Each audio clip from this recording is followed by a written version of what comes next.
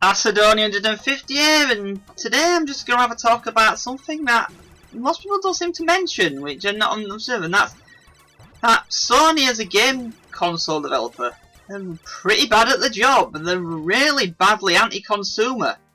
And why are people defending them? So let's start where the first thing where this is a big problem. The very first big problem we had. The PlayStation 3. Now here's the thing.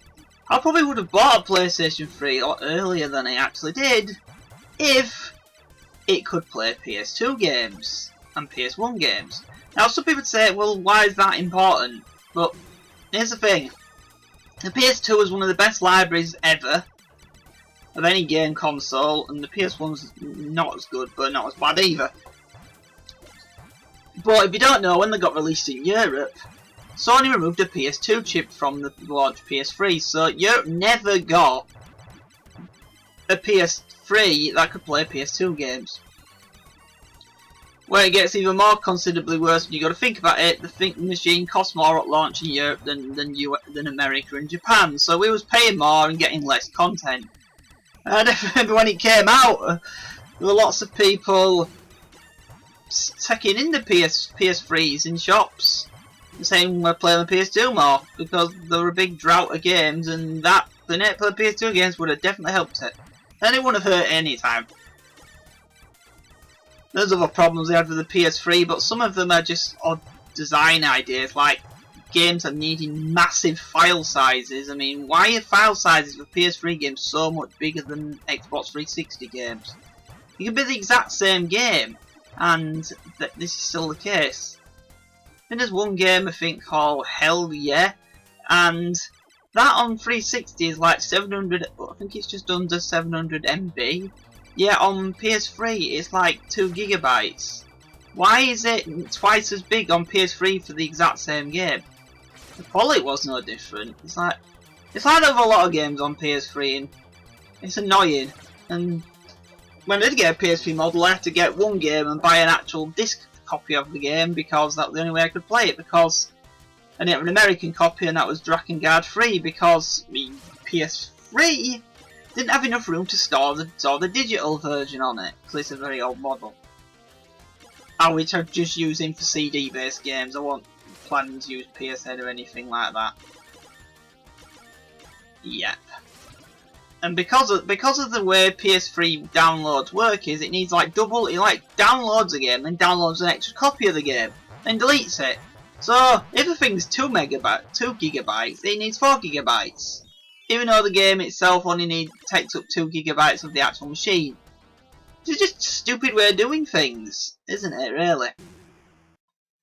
And yeah, now going on to not many problems with the PSP. So I'm not going to bash the PSP. I have no problem with the PSP. I think they did a good job with the PSP, and they did the best they could with it. They give it plenty of support and all that. I have no real complaints about the PSP. So yeah. But then we get on to the PS Vita. Now here's the thing, it's a good system. Unfortunately, Sony decided to basically just screw everyone who bought the thing. I mean, there's so many bad ideas on that system, and I can't believe they thought they were good ideas. Like, let's see some of the bad things that the Vita has. Account restrictions. You can only have one account on it per time. Why is this a problem? Because Sony and all their PSN stores don't have the same content in, like, say, the European one as they do in the US or Japanese one. This essentially means you have to stick with one account system for the Vita. And this also goes into another problem, and this literally is Sony's fault, is DLC, if it's paid or free, is tied to the region it's from. So, if you buy a game on the Vita from a different region, even if the DLC is free DLC, you cannot download it or access it. And that's terrible. I'd literally had to take a game back, get a refund on a game because of this. Because the idiot programmers who designed it basically put the single player part of the game as DLC. Now I've got a European copy of my account for a US one because I bought my Vita when it was in America. so half the game was missing. Now where it gets really stupid about this whole thing is, if it's say it's like an update patch, just to like fix errors or not, they're region free. So why isn't free DLC region free as well? And there's also the other dumb thing that it has, and it also ties into what I just said, and that's season passes, no, online passes.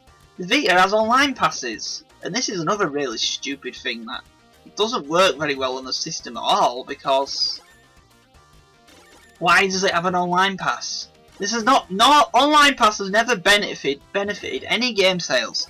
In fact, it's probably hurt the Vita sales because of it. And that's the other problem with the Vita itself. I can't play Little Big Planet multiplayer maps because the idiots put it as an online pass. Why on earth was this needed? And Sony never made them free, and that's the problem. Even with the online passes, can't just regular DLC. So if you're buying a US version, UK version of a game, you can't. It's American. Yep, you can't even activate the online pass the game comes with. Why is that a region locked pass? That should be region free, though it shouldn't really exist to begin with. And that's another thing I don't trust about Sony. And I think most people can get what I'm going here is I don't trust them with digital download stuff at all. There's not a single thing that made for the PS2, not anything for the PSP or Vita works on the PS or PS1 works on the PS4 at all. And it's like, to me that's just pathetic. They didn't even try, in my opinion. And then you've got the Vita TV, which was kind of a badly designed idea when you think about it, because yeah, it's a nice idea and all that, but here's the problems with it. It has all the problems that regular Vita has, but it has another big problem. Some games will not work on it whatsoever. And it's not some small games, there's things like Gravity Rush and like the Uncharted game made for them systems do not work on the TV version of the system. And mainly the reason behind this is, well, there's no way to emulate the camera. So Sony just put it on a list that it can't be played in a game. But that's not where the problems end with it, because some games don't have any touchscreen problems and are still unplayable on the TV. Now thankfully there was a hack a while back that made all games work properly on it, you know, like there was meant to. Including ones that you won't be able to get through because of the touchscreen stuff. But there's some games like the Yeez game and other games like Mortal Kombat and Injustice. Yeah, they have some touchscreen stuff in them, but it's not essential to play the game.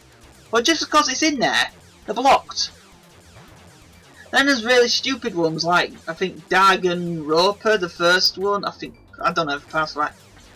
Now all versions of the game for the Vita TV cartridge versions work.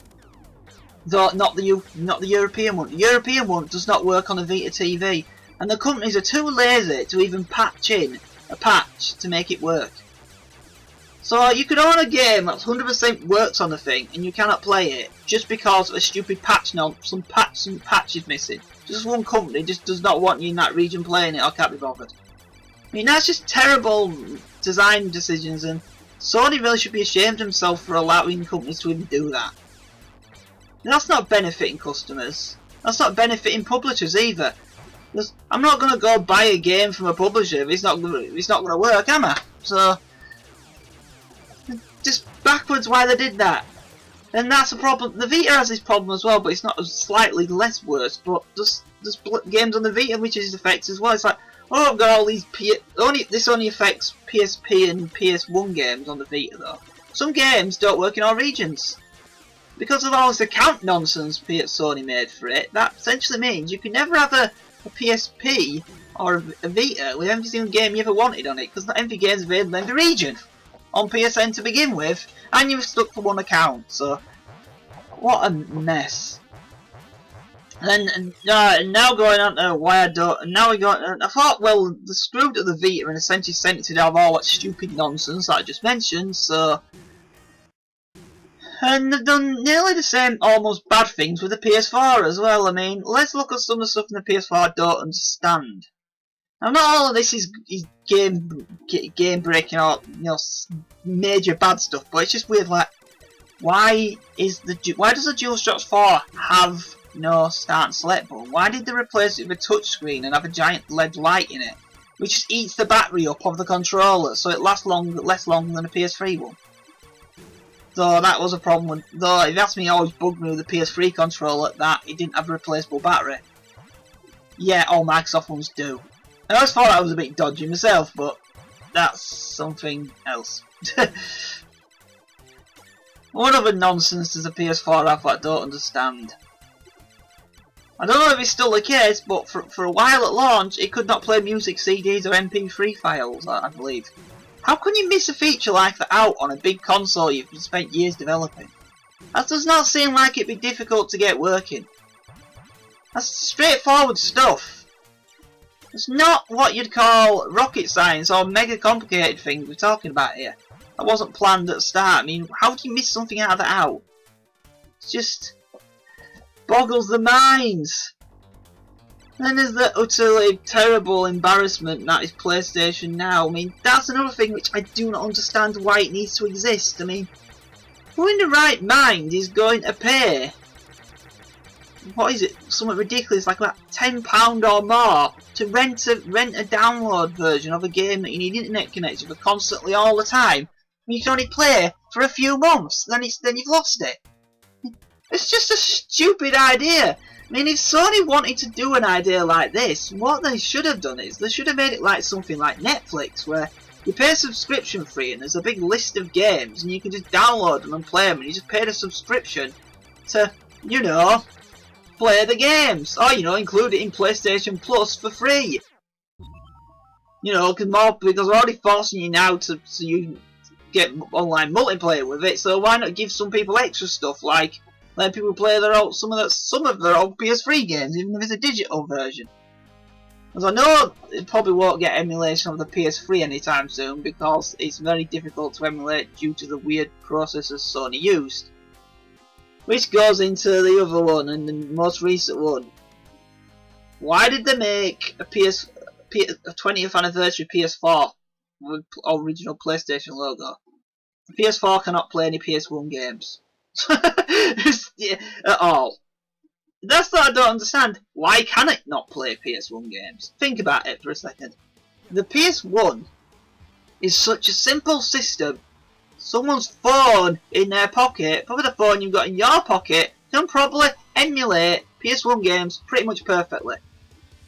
So, and you're really saying a PlayStation 4 cannot?